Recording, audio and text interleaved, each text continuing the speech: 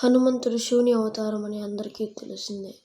అయినప్పటికీ హనుమంతుడు మరణించాడని మీకు తెలుసా?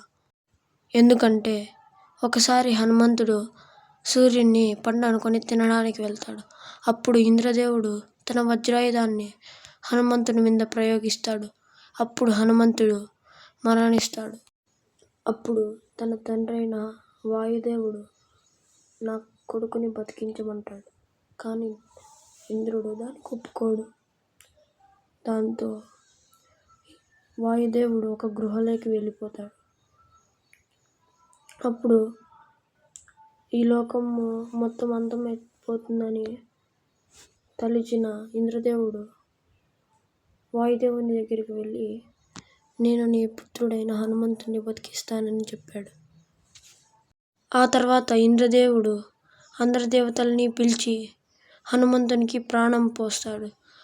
అలాగే నా వజ్రాయుధమే కాదు, ఇంకా ఏ ఆయుధం నిన్నేం చేయలేదని వరం ఇస్తాడు. మరియు దేవతలు కూడా హనుమంతునికి వరాలు ఇస్తారు.